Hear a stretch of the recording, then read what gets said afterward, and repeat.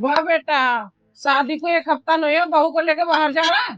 नहीं मम्मी जी, वो दरअसल पूजा को ना बहुत तेज बुखार हुआ है, तो मैं इसको दवा खाना लेके जा रहा हूँ। बहू को कहीं मत लेके जा, इसको रात को खाना बनाना। देख रही हो मम्मी, अभी भाभी को आए हुए घर में 2 दिन भी नहीं हुए और इनका बीमारी का बहाना बनना शुरू भी हो गया। अरे बेटा बुखार ही तो हुई हो, दवाई दे दूंगी उतर जाएगा। क्योंकि भाभी खाना बहुत अच्छा बनाती है, इसलिए हमें इन्हीं के हाथ का खाना खाना है। जाने दीजिए, मैं पहले सबके लिए खाना बना देती हूँ। बहू, मेरे लिए तो करेला के सब्जी पराठे बना दे।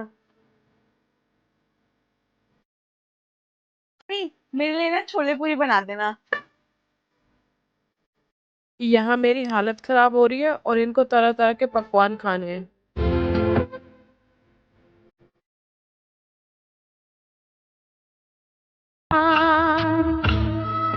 भाभी। सोना, हाँ। ये लो तुम्हारी मम्मी का फोन आ रहा है। हेलो। हेलो। हाँ बेटा मेरी तबीयत खराब है, तुम घर आ जाओगी? ठीक है।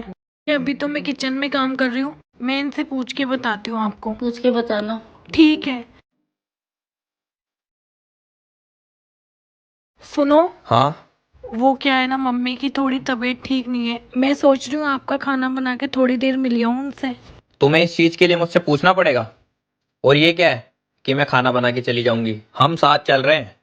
मम्मी पापा के लिए तुम कभी ऐसे पूछोगी नहीं। तुम्हारा घर है, तुम जब मर्जी चाहो जब जा सकती हो। तुम्हारी माँ मेरी माँ है, समझे? अब खड़ी क्यों हो?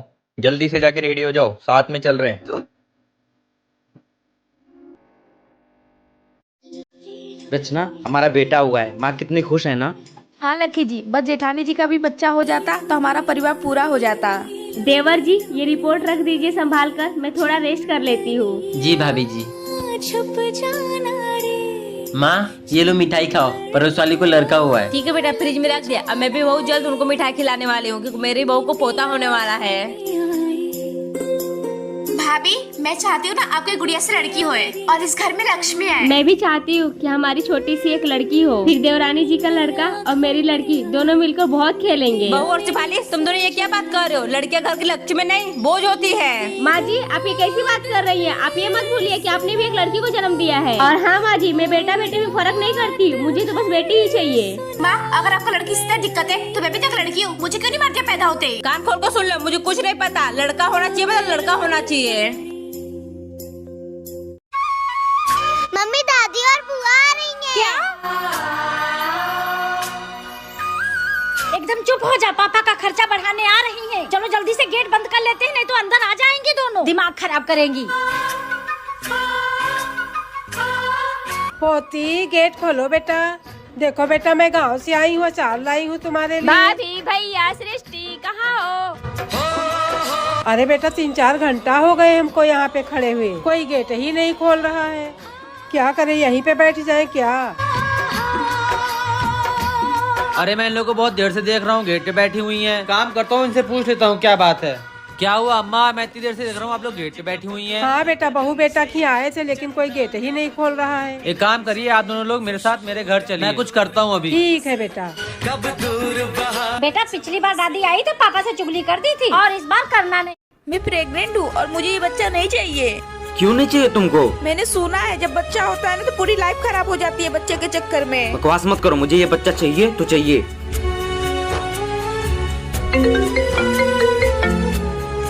हेलो। हाँ बेटा। माँ, वो पागल कभी माँ नहीं बन सकती है।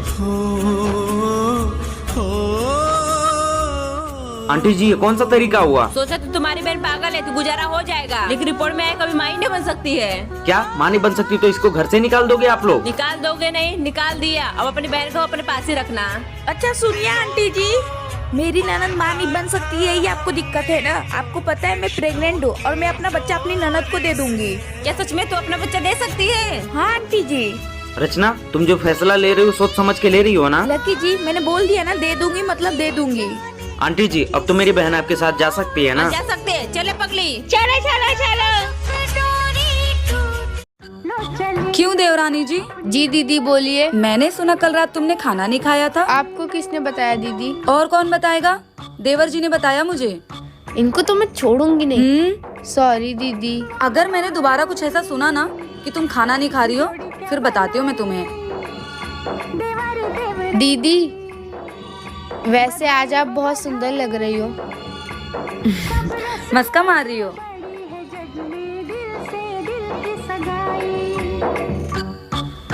अरे देवरानी जी, ये क्या कर रही हो?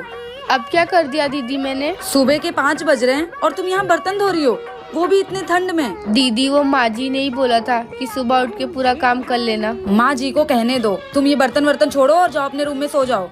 पर दीदी, माँ जी को मैं देख लूंगी और 8 बजे से पहले उठ मत जाना। ये बर्तन धो के जाऊँ? हे भगवान, इस लड़की का। अच्छा ठीक है ठीक है। देवरानी को अपनी दुश्मन नहीं बल्कि उसे अपनी छोटी बहन समझनी चाहिए। सोना, हाँ। ये लो तुम्हारी मम्मी का फोन आ रहा है। हेलो। हेलो। हाँ बेटा, मेरी तबीयत खराब है, तुम घर आ जाओगी? ठीक है।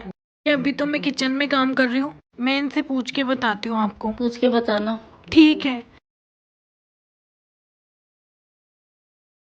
सुनो। हाँ।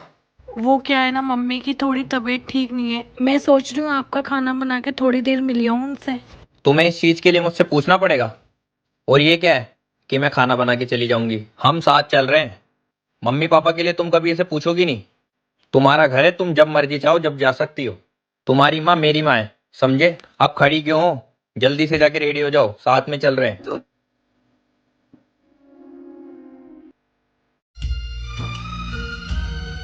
मम्मी जी, खाना रेडी हो गया है, निकाल दूं? मुझे भी भूख लग रही है, आप लोगों के साथ मैं भी खा लूंगी। हे, इधर सुनो, मेरा खाना कमरे में भिजवा देना। ए, मेरी शक्ल क्या देख रही है? जा मेरी बेटी के लिए खाना लगा। मम्मी जी, मैंने नेहा का खाना उसके रूम में दे दिया है और हम लोगों का खाना बाहर निकाल दिया है, आ जाइए। ए, कहाँ जा रही है? खाने के लिए मम्मी जी। तेरे माँ बापों ने सिखाया नहीं है कि पति खाने के बाद पत्नी को खाना खाना चाहिए? ठीक है मम्मी जी, जब तक मैं लेट जाती हूँ। ए, यहाँ रुक। हमारे यहाँ रात में किचन साफ करके लेटा जाता है। और हाँ, जब तक मेरा बेटा ना आ जाए अन्न का एक दाना मत खाइए। मेरा खाना गरम कर और जा यहाँ से। इतनी तेज भूख लग रही है और ये अभी तक आए नहीं, कब आएंगे ये?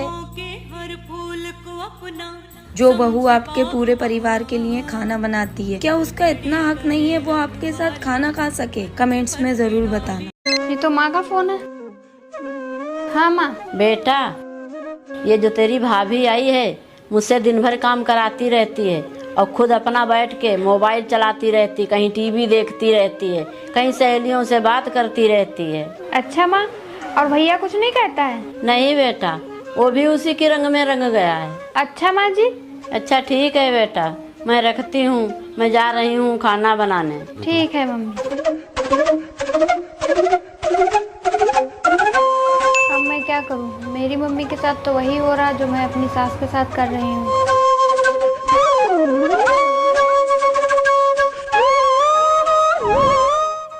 मम्मी जी, मैंने आपके साथ बहुत बुरा बर्ताव किया, मुझे माफ कर दीजिए। जाइए, मैं काम करती हूँ। सुनिए जी, होली आ रही है, मुझे मायके छोड़ दीजिए ना, माँ का फोन आया था। अच्छा ठीक है, तुम जाके तैयार हो जाओ। रुक जा बेटा, तो अर्पा बहू घर पर ही अच्छी लगती है, कहूँ जाने की जरूरत नहीं। इतनी क्या जल्दी पड़ी है तुझे जाने की? फिर कब चली जाइयो? बेटा सुन, अपनी बहन को फोन लगा के दे दे, मैं भी तो पूछूं कब तक आ रही है। अच्छा ठीक है माँ, ये लो। हेलो बेटा, कैसी है? बेटा कल की होली है, तू दमान जी को जल्दी से ना लेके आ जा। नहीं माँ, मैं नहीं आ पाऊंगी। क्यों बेटा? माँ, मेरी सास ने मुझे मायके जाने के लिए मना कर दिया है, बोल रही थी कि घर की बहू है, त्योहार पर अपने घर में ही अच्छी लगती है। तो माँ, मैं वहाँ नहीं आ पाऊंगी। अरे वो ऐसे कैसे बोल रही है? तू यहाँ पे आ जा, मैं सब देख लूंगा। नहीं माँ, मैं नहीं आ पाऊंगी। चलो मैं रखती हूँ माँ। माँ जी, किसी ने सच ही कहा है, बहू और बेटियों फर्क ना आप जैसी सासें ही करती हैं। सभी की सास ऐसी ही होती हैं। प्लीज एक कमेंट करके जरूर बताना। भाभी, अरे ननद जी, आप आओ, बैठो।